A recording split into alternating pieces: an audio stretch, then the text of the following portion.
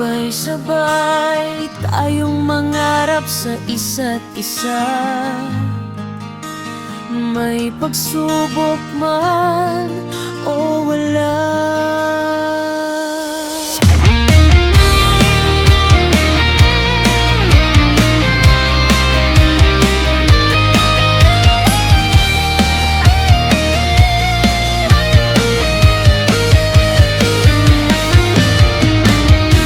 Hinigang napasandal siya sa barandilya,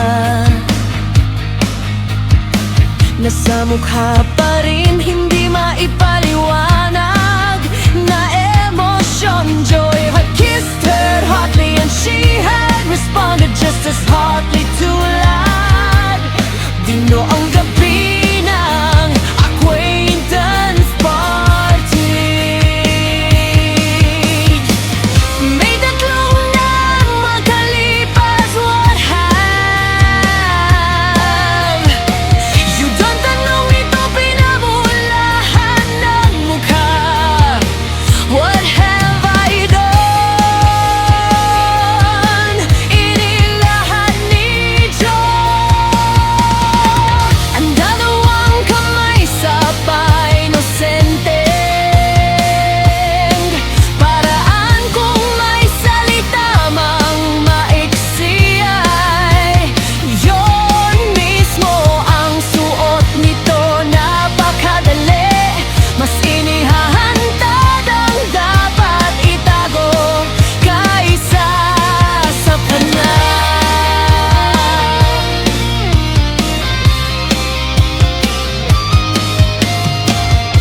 Itanaw kaglungan itong ilabas ang lahat ng uring emosyon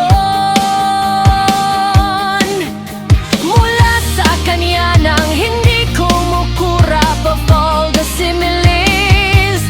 You could have said fried chicken, sweetheart, and you kissed me, she accused. Hotly inignora ang sinabi niya ay hindi lang basta halik. Siguro nga ay panahon na para lumagay na rin siya sa tahimik. Alam ng mamang niya ang tungkol sa kanila ni Eliana at naipakilala na niya itong minsan sa ina nang lumuliwas ang mama niya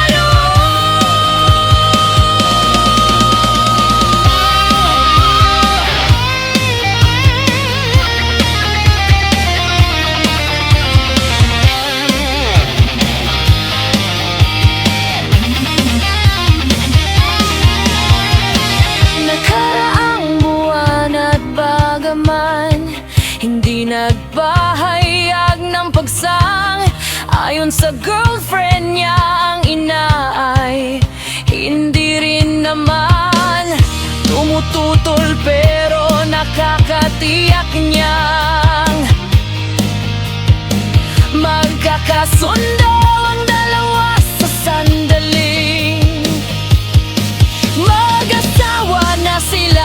Parehong mahilig magluto, naniniwala ito sa kasabihan.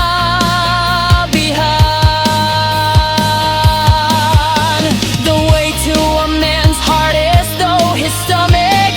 He proposed to her soon. Tatapusin muna niya